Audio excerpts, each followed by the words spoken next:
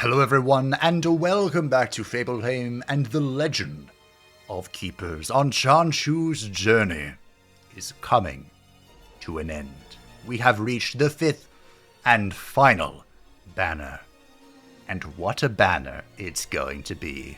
My favorite part of the Shaman is when you can turn on one one blessing and just ride it out. Manipulate it to the utmost and destroy the world. And that, ladies and gentlemen, is what we're going to do today. We're going to be going in with our classical high gold gains and low master life, because if everything goes according to plan, Chanshu will not be touched. I did change my talents around, probably should talk about that first.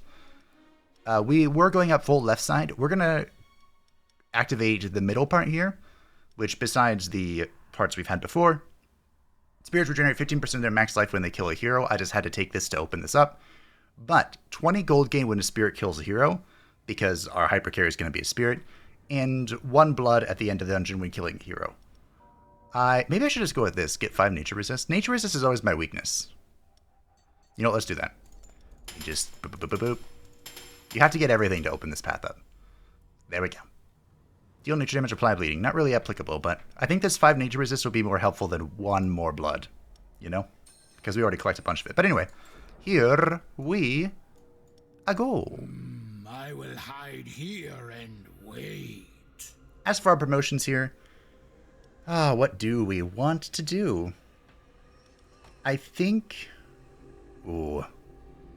Slowed when a monster is defeated. You know what? This might be okay. This whole thing, it has the wasp pheromone and it has the air damage. Okay. We'll just take the raw, brutal damage. Now for our first event here. Oh, first I have to name my friends and I'll let you know what I'm thinking. Okie dokie. So, we have quite the repertoire at our disposal, which is a little strange for this group, but I do have a plan of going all in. I love going all in. We have the Skeleton Executioner, who is one of my favorite characters, but he's more of a morale character. I love his center attack. So, I'm kind of confused that they gave us a little bit of both, but we'll see what we can manipulate. Yogg-Sothoth, the Ghost, an excellent morale character as well. The Lunar Sack, this is Tlaloc. And I called him Lunar Sack because he exists for one purpose and one purpose only. He's going to turn on the Lunar Blessing for our hypercarry. That's it. That's his whole purpose in life. If he dies immediately afterwards, it's fine. I was actually thinking about this, and I think this might be like the most min-maxed use of him because he is fast. 120 speed. I can't think of anyone faster. Does the Shadow have 120 speed? So he will pretty much always go first, which lets him turn on the Lunar Blessing turn 1. We have Kenny, the Skeleton Trumpeter. I think that was the name of Kenny last time, or the Trumpeter last time. I don't really plan on using him, but hey. Nozdormu, the Time Watcher. We haven't used the Time Watcher a whole lot, but he could be okay with the Lunar Blessing. And our Hypercarry, the brand new character, Camilia. My last cat, Koka's predecessor, was named Camilia, and it seemed appropriate for our Hypercarry here. This character is disgusting. The main thing here is that his first attack is a center ice attack. The attack targets all heroes if Lunar Blessing is active. The goal is to try and make this guy as much of an unholy terror as possible. He also has a air attack that will randomly move people, and blood gathered at the end of the dungeon when a hero is killed increased by 50% if Lunar Blessing is activated. So we get more blood. I am going to try and make this guy as strong as possible. So, we're going to go to the merchant first. Right here. And see if we can find none of you. Ooh, unhoplite. None of you as well. Wait, what are our traps? The bag of Aeolus and the moonlight jar. Oh. We finally got the thing that activates the Lunar Blessing. Interesting. Maybe we don't need Lunar Sack then. How's our physical resist? We don't really have one with it, do we? Alright, we'll take on Hoplite. But I'm looking for... This could be good too. I'm looking for... the boy. Do we want to do this? I don't think so. What if I have... I can have 2 Lunar Jaws, right? Is that a little all in here? We could even have La Chupacabra. Okay. We didn't find what I was looking for. I was looking for the skeletal bull or the skeleton dog to get the buffs. The snake cannon? Fuck no. I didn't read that. I meant to read that. We're not doing the whole skipping thing like we did last time. While wandering around in the corridors this morning, you come face to face with the human. He's as surprised as you are, so what are you going to do? Take my money, of course. Duh. During a break, you played the famous fantasy role-playing game Houses and Humans with your employees. They've learned a lot about themselves. +1 motivation. Irrelevant right now, but that'd be a great event to hit later. Okay, so here's my plan. I'm going to do something a little greedy. I'm sure you're shocked. This is what we're going to go with. We're going to test the base level, the entry level of our power. Remember, our goal today is to make Camilia as much of a powerhouse as possible. So in order to do that, in order to conduct any proper scientific study, you need to know your baseline. So let's go find out. We're going to go fight the veterans. They do get a resting room, but it's morale recovery, so who cares? I can't believe it. Actually, I can. Our very first fight has Knight Roland here. So we instantly activated the Lunar Blessing. And whoo-hoo! Lunar Blessing will empower, of course, in case you haven't seen it, empower ice and air damage, which none of these guys do, which is fantastic. I don't actually know if the Lunar Blessing being active empowered that trap. That's a question I have, if anyone knows. The Knight, of course, going to deal physical damage to the front, and the Enchanter is going to move everybody, which is why Camazotz is up front. Boom. Perfect. It doesn't get better than that. The Enchanter moved everybody, and I was prepared this time. I'm so proud of myself. He's going to deal nature damage to everybody and apply elemental weakness, but he's the only one that will benefit from that, because the Concertus is going to do area physical damage. Because the Lunar Blessing is active, let's see what we're working with. That's not quite as impressive as I thought it was going to be, but that's okay. We have time. The Time Watcher here will ricochet his first attack if the front person is slower than him, and the Knight, of course, is very slow. Why are you not taking damage?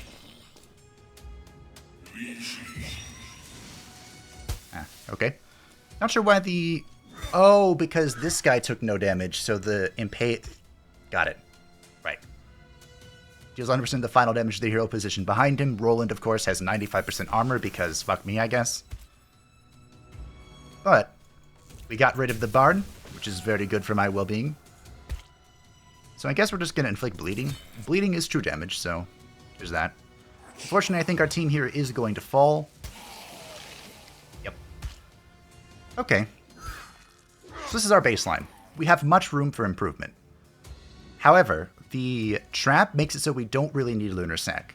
We are going to keep him, however, because we do not want to switch the blessing. I guess this. In the event that the trap isn't before the first monster room, we want Lunar Sac there to activate the blessing.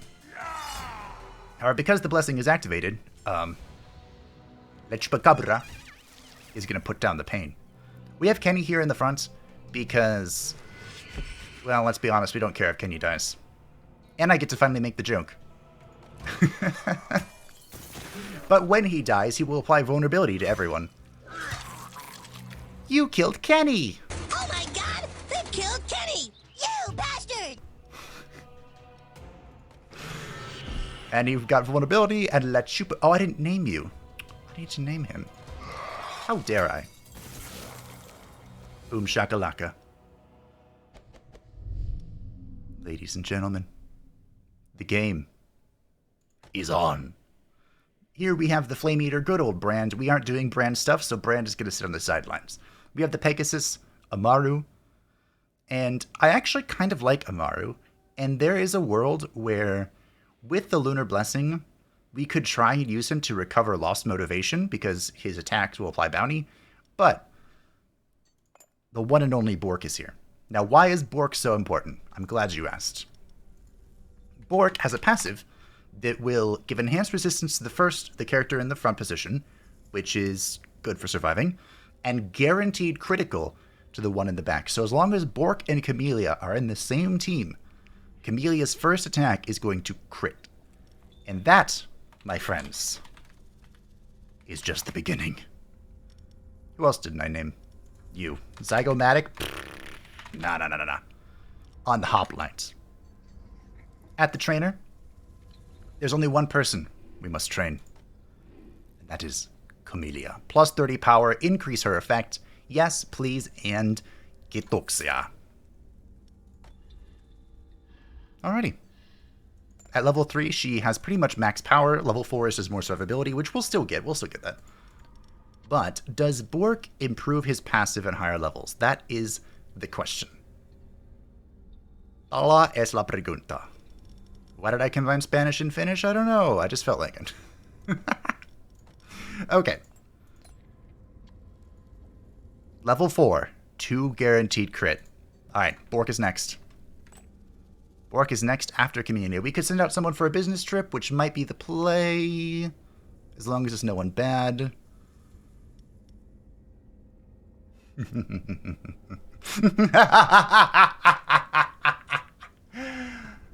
Thanks, game.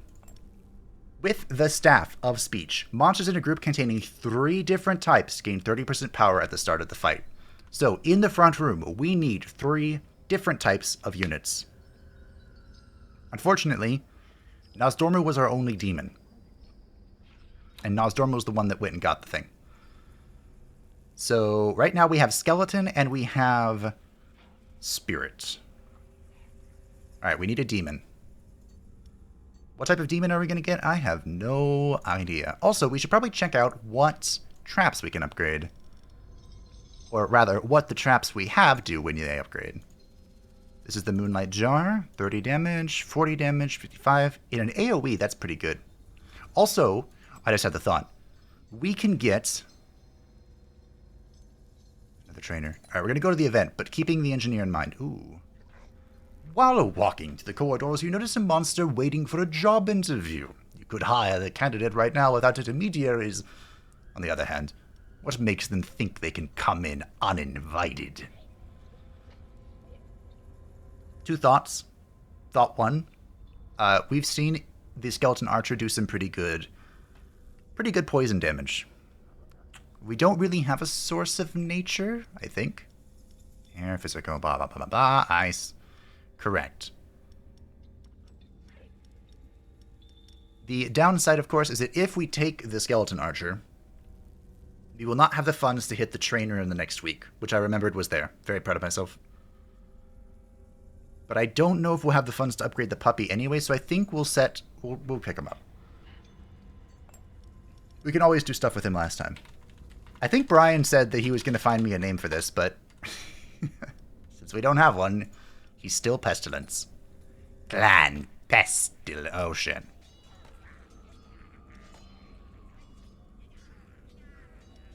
If Camilia is wounded, we could go here and just try it. We go for the YOLO, right? Roll the dice, my friend. Yes! Your volunteers have snuck into a prison and left a trail of blood on their way out. They've even found a monster in a cage and set him free. They have emerged unscathed.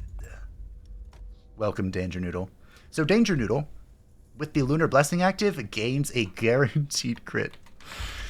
Oh, life is good. Everything is coming together. So, let's improve that and go get an artifact.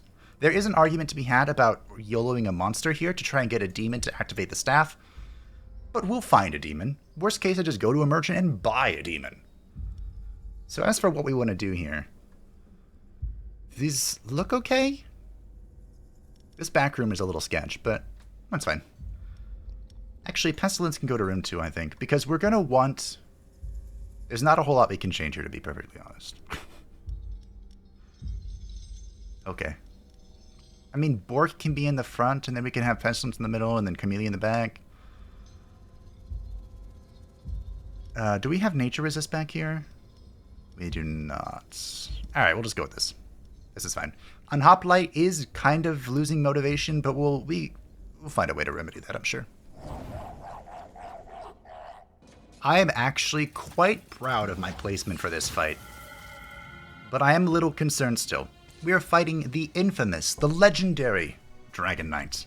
Of course, known for ruining my entire existence. There's also the Sorceress, who's going to deal air damage to the front. And I had to think about this a lot. Because either I put Unhoplite in the center to eat the Dragon Knight's attack, which he can do very well, mind you. Or... is this highest fire resist? My highest fire resist is -20. Great. Boom. Oh, you have so much... yep, so much ice resist. That's fine. Where was I going with this? Or I put Unhoplite in the front to eat this air attack. And I think... I should know this by now. But I think what's going to happen is Bork is going to die turn 1, courtesy of this. But he got the crit off, which is the important part. Ow. Wow. He lived, but he's going to die to the bleed. So Bork is going to die. And then Unhoplite would be next to eat the spear. But unfortunately, it's not going to play out that way because Unhoplite's going to die to the air attack. A shame. A shame. A true pity. Well, I tried. The second room is much more clever. Whether it'll work or not is up to the question. Also, we might have to switch Camilia to the second room to be our, like, finisher. Instead of up in the front room to be our killer, sort of thing. Now, here's where my cleverness truly comes into play. I foresaw that the Bard would buff someone annoying. I actually thought he'd buff himself. And because both La Chupacabra and Danger Noodle are attacking the back, I didn't want that.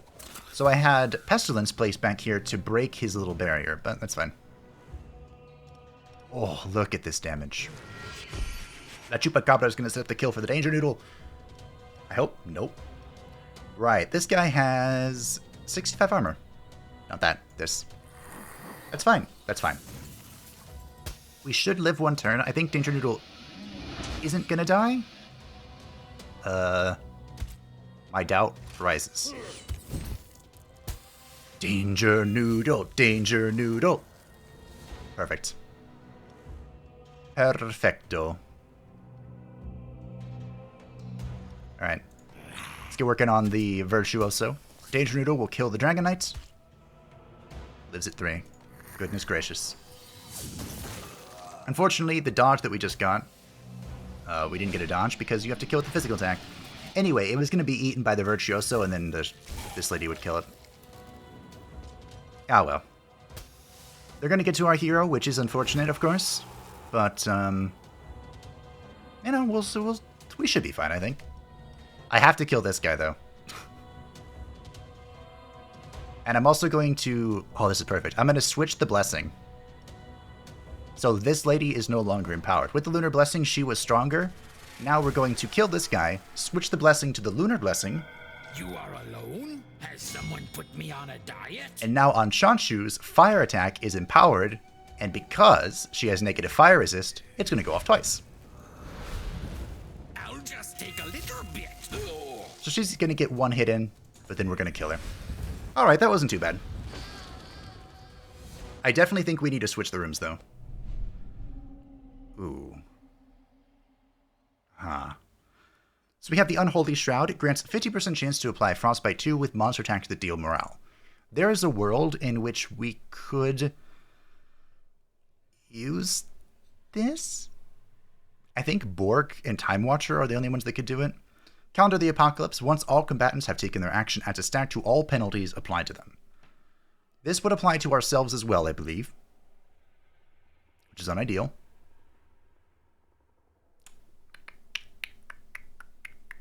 Or the Horn of Plenty.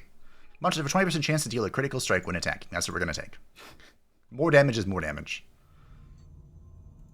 Alrighty. We are going to go to the Merchant here and see if we can find a demon. Hello, demon. We found 2 demons, in fact. And the what was it called? The thing we just talked about would be good with both of them. But I think we're going to take the Grief Weaver. Because she's pretty. I love the Grief Weaver. And that provides us with the poison damage we were so sorely lacking. I could reroll here and search... What would I even look for? I don't know. We're just going to leave. And now, with our Ragnarok, we have the Horn of... Excuse me, the Staff of Speech active. We're going to be swapping these rooms around. In fact, what if we just press this button? There we go. Easy peasy. That's why that's there. We're going to visit the therapist to recover our motivation. I didn't read that because we've seen the therapist many times. At the event, a headhunter is here to show you a promising monster he has spotted on the job market. Do you wish to recruit it? I would have loved to have taken Abaddon here. Unfortunately, I don't think we even... Did we even have the funds before we hit the merchant? I don't think so. Which is the only thing consoling my wounded soul. With 33 gold, there is nothing we can do here. 450 to get Camilia to level 4, huh? Trying to think of who we would want. Ah, we talked about Bork, didn't we? Yeah. Bork and La Chupacabra. Alright. For the champion, I don't know what we're going to be fighting, of course. We are going to swap Lunar Sack into room 1. So we're gonna...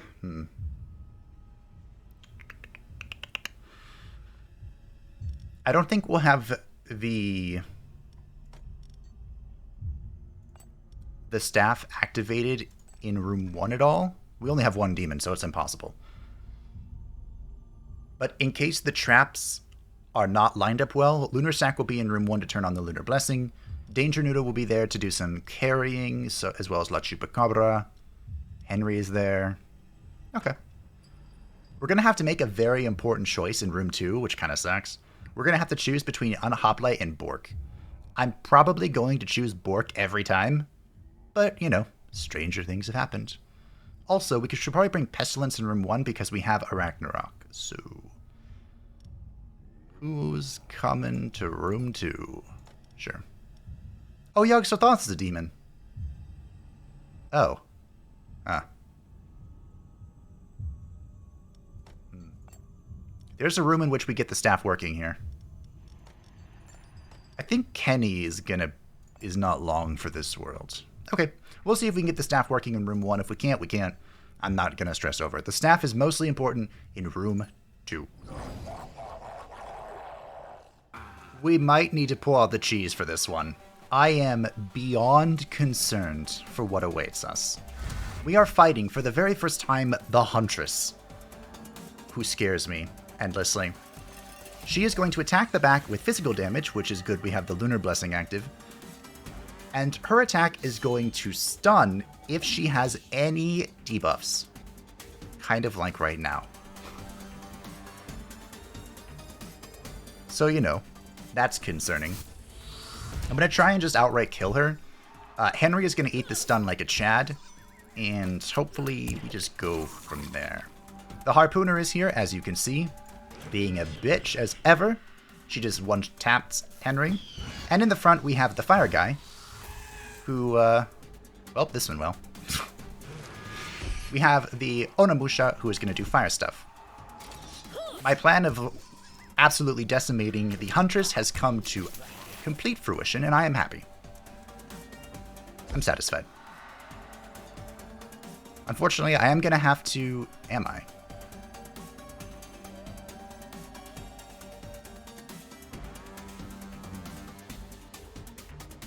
How fast are you? 55, 45, 15.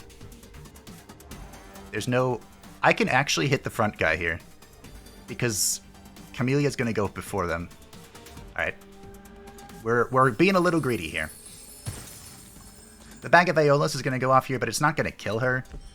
She unfortunately has... Actually, she has no air resist. But as you can see, she lives at 17.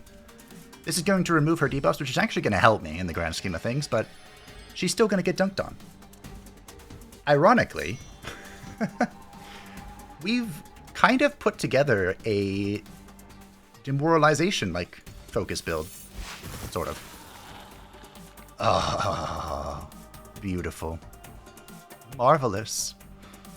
Truly wonderful. I could apply the bleeding here while this guy does not have the fire shield, or we can keep hitting morale. I don't know. You know, let's hit some morale because I think Arachnarok can do morale damage as well. And by I think, I mean of course. Yes, the Onamusha shall break.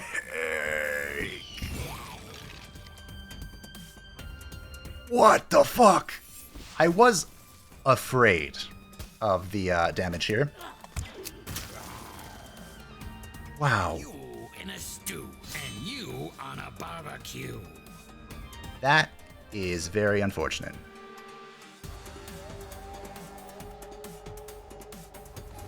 Now, the downside here is that she's gonna heal, but I think I can still kill her? Because Ignition is going to absolutely dunk on her face. Yeah. We might need to hit up a doctor, but... Wow, this has been tough. We did get the bonus bounty. We have another demon. Another tanky demon. The Infernal Guardian. We have the lure here. This deals 15 morale damage to an area and applies multi-action to the next trap. Every time I see this, I go, that could be good. And once again, ladies and gentlemen, that could be good.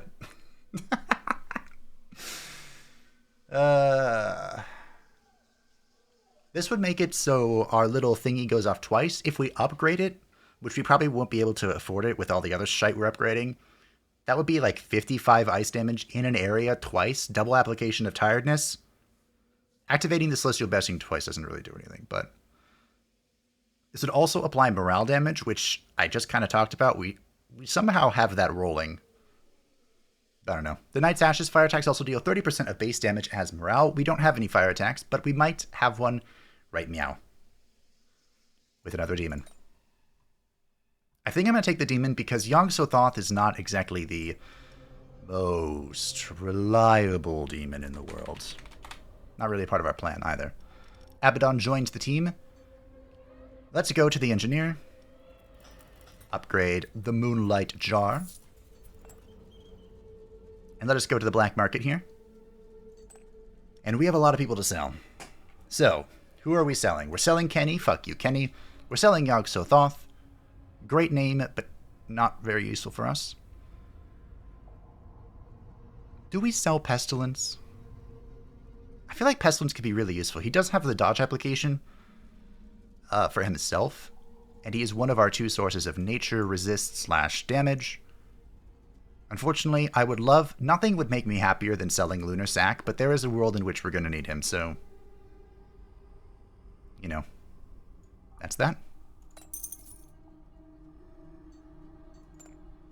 Nosdomer was returning in 7 turns. At the sacrifice, here's where stuff's going to get fun.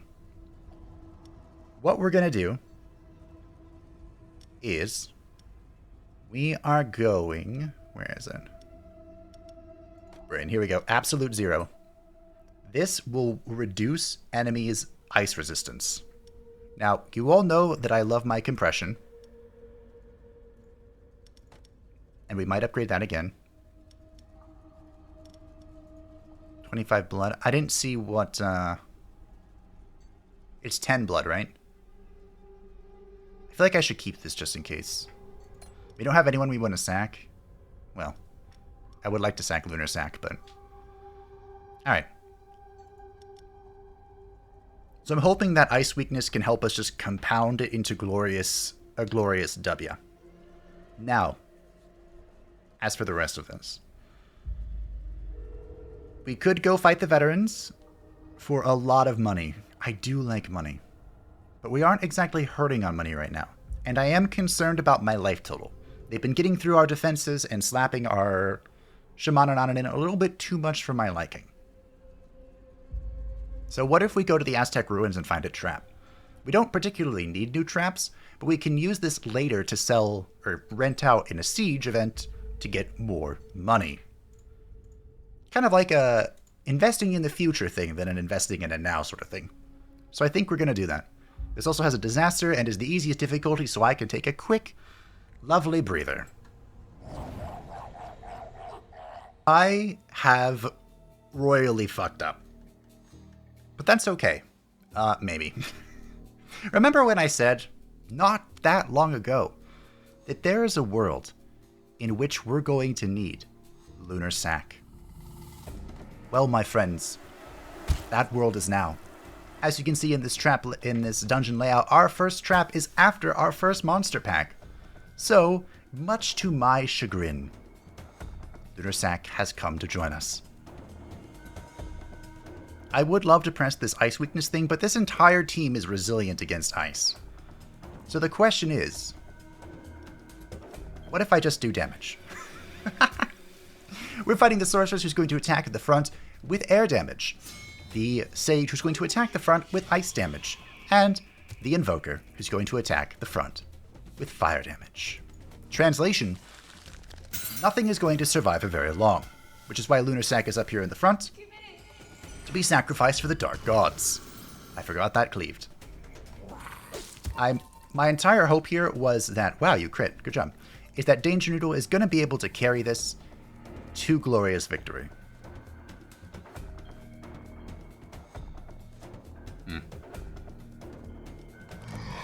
And doing this just for the frostbite, even though the invoker won't be affected much by this. You know who would be really good right now, right here? If you said Abaddon, you are correct.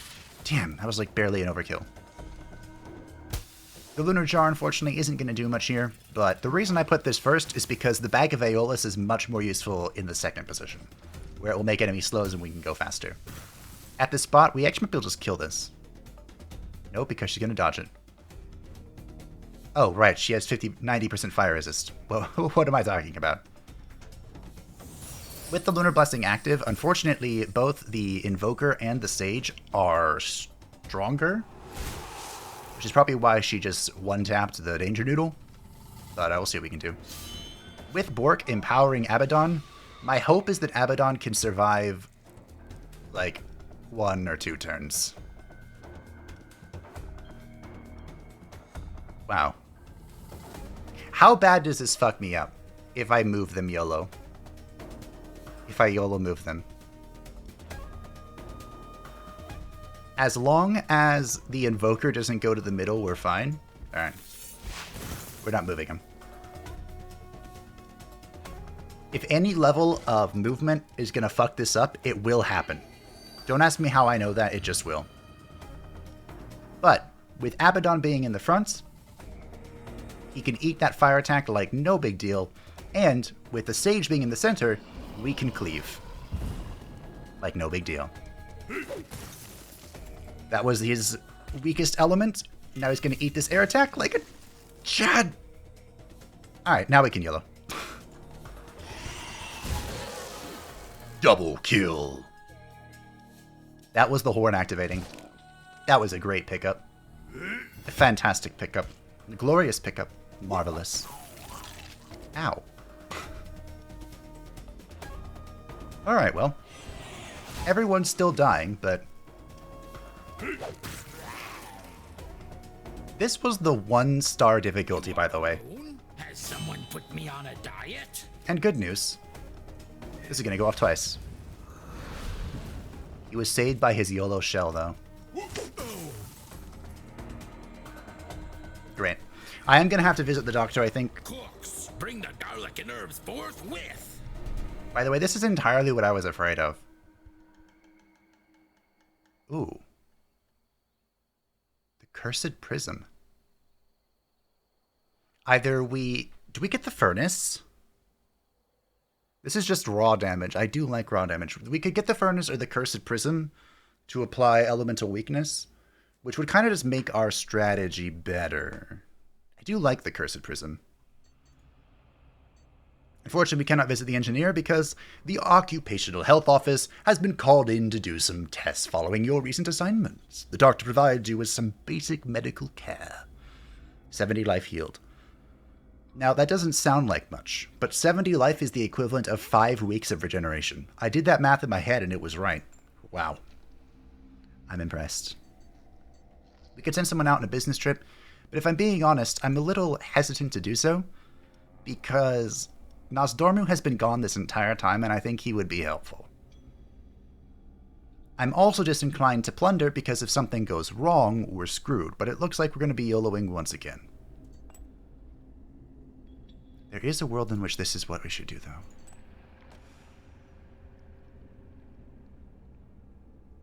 Oh.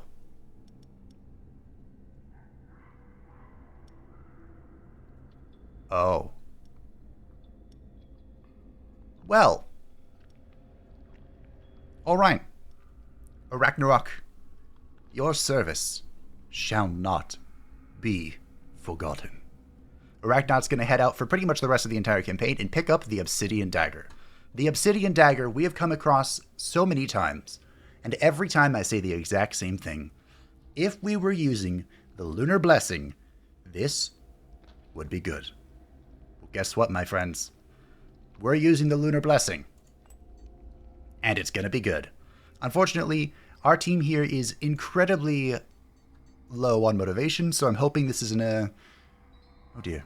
A shifty-looking supplier is offering you some human thighs to feed your employees at a discount price. They do not look or smell particularly fresh, but you know that the management would grant you a sweet salary bonus for reducing overheads. I could go get even more money. We're at 1,600 gold, though. So it's probably in our best interest to try and upgrade some of this stuff.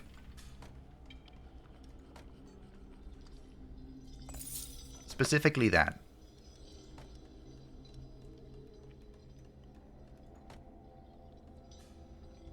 Sure. Elemental weakness 5 just means it lasts one more turn.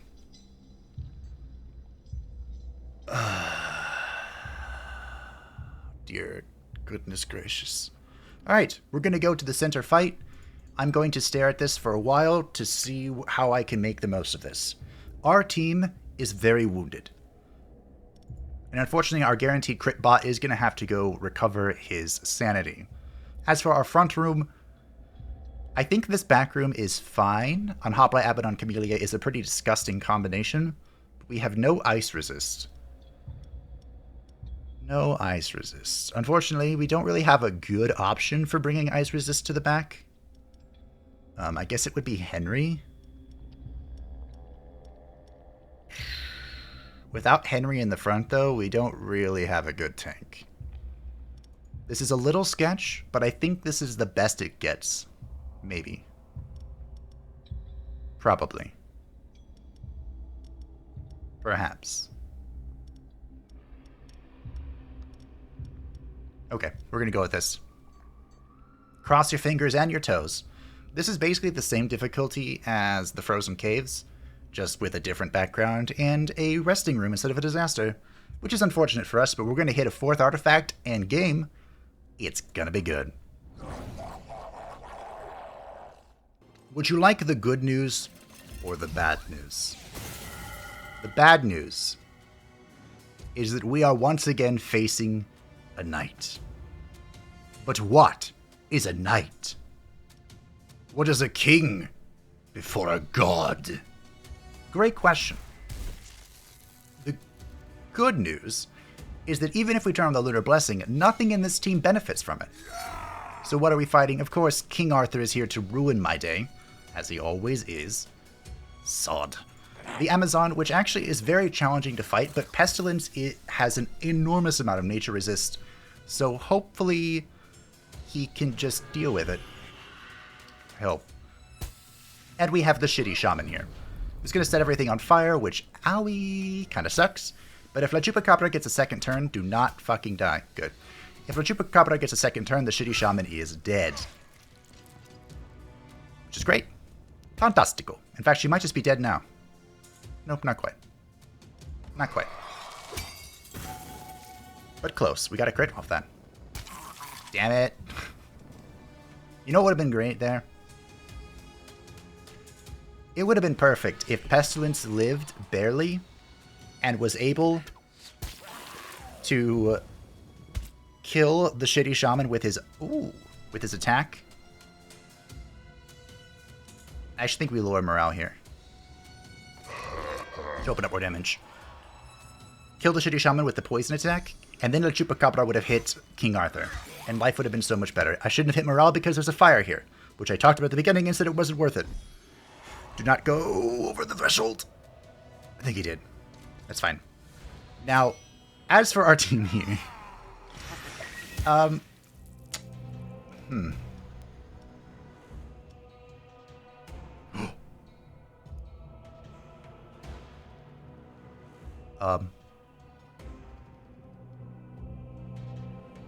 I see a play.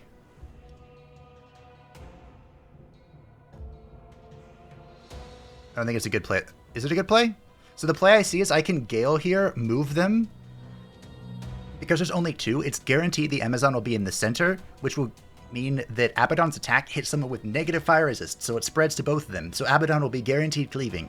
Because as it stands, Arthur, unfortunately, has 50% fire resist and won't be cleaving. But if I keep the Amazon in the front, then Unhoplite is actually going to be doing damage.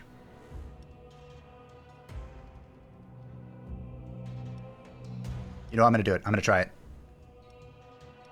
We're going to flip him. This could be great. It could also be terrible. Great or terrible? What's it going to be? Unhoplite with 65% armor should eat this attack. Like a champion. Fantastic. Abaddon, I'm putting a lot of weight on you, Abaddon. I need you to do this. There is an argument that this was dumb. There are a few arguments this was dumb, actually. Because our champion, good old Anshanshu, goes off, attacks twice with ignition to the first target if there's negative fire resist, and unfortunately King Arthur does not have negative fire resist. I'm counting on Abaddon to do the work here. Which could be a mistake. Do not die. You have enough health. Perfect. Unfortunately, this is Abaddon's final turn, so... Unfortunately, also... Actually, this might be okay. So, the fire weakness gives minus 40 fire resist, right? Yes. Trick question.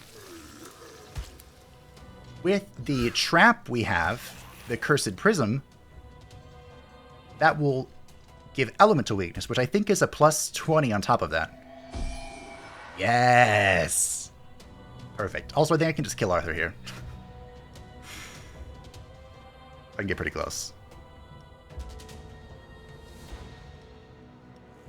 Okay. He lives at 2 hit points. But the good news is because he has negative fire resist, because of these two things, this goes off twice. Kills King Arthur, and almost kills her.